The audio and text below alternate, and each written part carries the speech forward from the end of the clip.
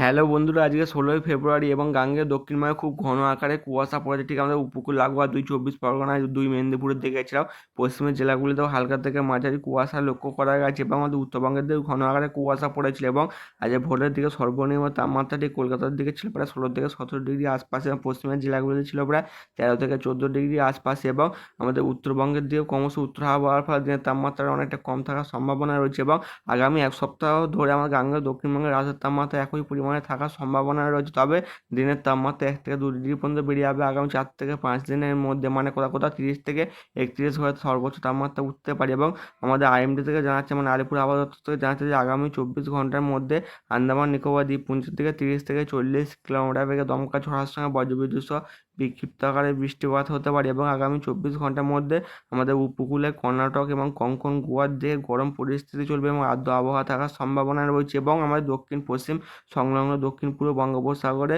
ঠিক 35 থেকে 45, সর্বোচ্চ 55 কিলোমিটার বেগে দমকা ঝোড়া বইতে পারে। এবং দক্ষিণ বঙ্গোপসাগর দিকে আগামী 24 ঘন্টার মধ্যে গভীর নিম্নচাপে পরিণত হবে। যে ঘূর্ণাবর্ত এখন অবস্থান করছে ঠিক দক্ষিণ পশ্চিম বঙ্গোপসাগরের দিকে, তা ক্রমশ শক্তি বৃদ্ধি করতে শুরু করে দেবে।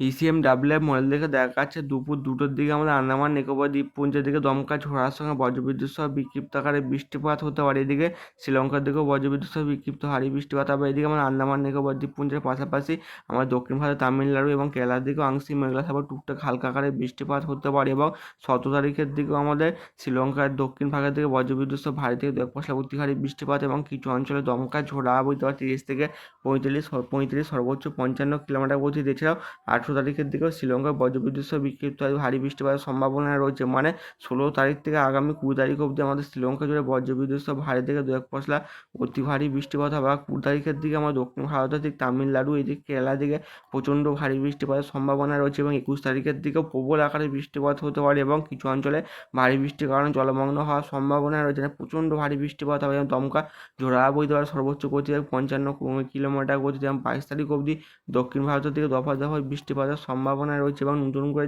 যে পশ্চিমী ঝঞ্ঝাটি আজকে ঠিক বিকেল বা রাতের দিকে ঢুকতে চলেছে ঠিক মানে উত্তর ভারতের দিকে, তার ফলে আমার 17 তারিখের দিকে আমাদের উত্তর ভারতের গিরগির ব্যবস্থার মধ্যে ভারতের দিকে হালকা থেকে মাঝারি বজ্রবিদ্যুৎ সহ বিক্ষিপ্ত ভারী বৃষ্টিপাতের সম্ভাবনা রয়েছে। এবং 17 তারিখের দিকে ঠিক মানে 5টা থেকে 6টার মধ্যে আমাদের ঠিক তামিলনাড়ু কেন আমাদের ঠিক নেপালের দিকে বজ্রবিদ্যুৎ সহ বিক্ষিপ্ত ভারী বৃষ্টিপাতের সম্ভাবনা রয়েছে। এবং আমাদের বুধবারের দিকেও নেপালের কাঠমান্ডু এদিকে নিউ দিল্লির দিকে বজ্রবিদ্যুৎ সহ বিক্ষিপ্ত ভারী বৃষ্টিপাত হবে। এবং আমাদের উত্তরবঙ্গের দিকেও 19 তারিখের দিকে হালকা থেকে মাঝারি বৃষ্টিপাত হওয়ার সম্ভাবনা রয়েছে। 20 তারিখের দিকে আমাদের উত্তরবঙ্গের কিছু অঞ্চলে হালকা থেকে মাঝারি বৃষ্টিপাত হতে পারে।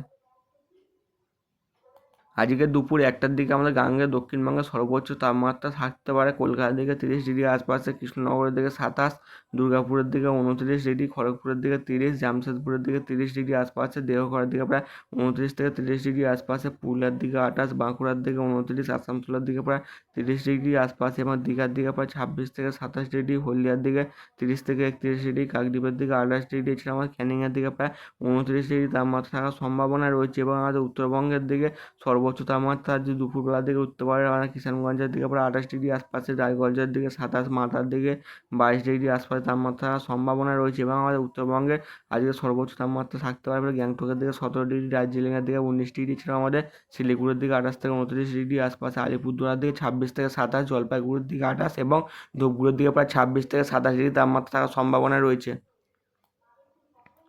এবং কাল ভোর 4টা থেকে 5টার মধ্যে আমাদের গাঙ্গেয় দক্ষিণবঙ্গের কিছু অঞ্চলে হালকা থেকে মাঝারি কুয়াশার সঙ্গে সর্বনিম্ন তাপমাত্রা থাকতে পারে কলকাতার দিকে প্রায় 17 থেকে 18 ডিগ্রি আশপাশ এবং দুর্গাপুরের দিকে 16, এদিকে আমার কৃষ্ণনগর দিকে 14 থেকে 15, চন্দ্রকোনার দিকে 13 ডিগ্রি আশপাশে, বর্ধমানের দিকে 14, বাঁকুড়ার দিকে 14 ডিগ্রি তাপমাত্রা থাকতে পারে, হুগলির দিকেও 14 থেকে 15 এবং কিছু অঞ্চলে 16 থেকে 17 এবং রংপুরের দিকে 14 ডিগ্রি, রাজশাহীর দিকে 14 ডিগ্রি আশপাশে, ঢাকার দিকে 17, সিলেটের দিকে 14 এবং ফিরোজপুরের দিকে থাকতে পারে 15 ডিগ্রি আশপাশে, ক্যানিংয়ের দিকে 15 থেকে 16 ডিগ্রি আশপাশে এবং আমাদের উড়িষ্যার ভুবনেশ্বরের দিকে প্রায় 18 ডিগ্রি তাপমাত্রা থাকতে পারে এবং ভদ্রকের দিকে 15 থেকে 16 এবং কেন্দ্রপাড়ার দিকে প্রায় 16 থেকে 17 ডিগ্রি তাপমাত্রা থাকার সম্ভাবনা রয়েছে। এদিকে আমাদের উত্তরবঙ্গের দিকে কালকে সর্বনিম্ন তাপমাত্রা থাকতে পারে ভোরবেলার দিকে ঠিক গ্যাংটকের দিকে 5 ডিগ্রি, শিলিগুড়ির দিকে 15 ডিগ্রি আশপাশে এবং আমাদের বিহারের দিকে প্রায় 13 থেকে 14 ডিগ্রি আশপাশে, আলিপুরদুয়ার দিকে প্রায় 14 থেকে 15 ডিগ্রি তাপমাত্রা থাকার সম্ভাবনা রয়েছে। সেটা মঙ্গলবার সর্বোচ্চ তাপমাত্রা উঠতে পারে দুপুর 1টার দিকে কলকাতার আশপাশে, কলকাতা 30 ডিগ্রি আশপাশে ধানবাদের দিকে প্রায়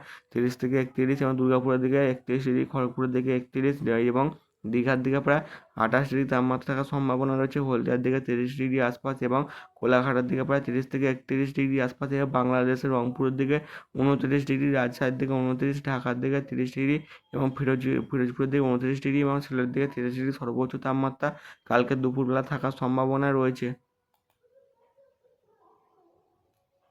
উপগ্রহ চিত্র দেখে দেখা যাচ্ছে যে আমাদের উত্তরবঙ্গের দিকে হালকা থেকে মাঝারি কুয়াশা লক্ষ্য করা গেছে এবং বিহার দিকে কুয়াশা পড়েছে। এছাড়াও আমাদের গাঙ্গে দক্ষিণবঙ্গ 2 24 পরগনা, 2 মেদিনীপুর এবং আমাদের উড়িষ্যার বেশ কিছু অঞ্চলে ঘন আকারে কুয়াশা লক্ষ্য করা গেছে।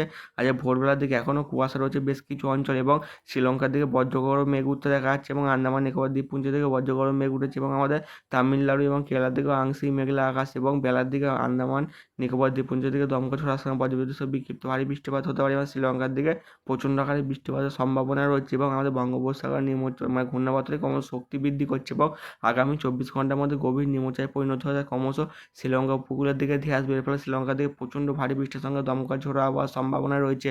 বন্ধুরা, এই চ্যানেলটিকে লাইক, শেয়ার, কমেন্ট এবং সাবস্ক্রাইব করবেন।